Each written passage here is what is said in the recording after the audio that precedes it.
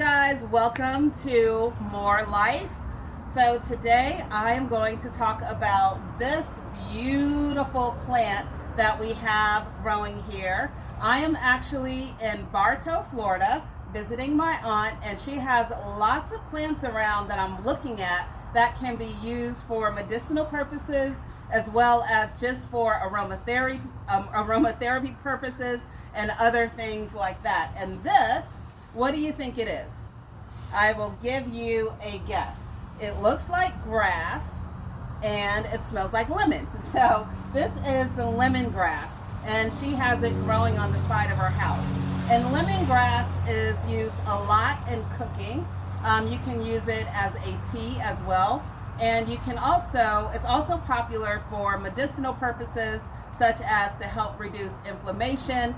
There are some studies that show that lemongrass is great for cardiovascular. Lemongrass also is high in iron. So, it's good if you have iron issues to perhaps drink some lemongrass tea. But for lemongrass, you can see that it grows just like a grass out of the ground. And if you were to rub it, or if you were to pop a piece of it and smell it, it will smell like a really faint lemon. The other thing that I would say about lemongrass is that lemongrass is used for citronella. So if you recall, citronella is what a lot of people use as a natural way to help propel bugs away. Well, that's actually made by different blends of lemongrass.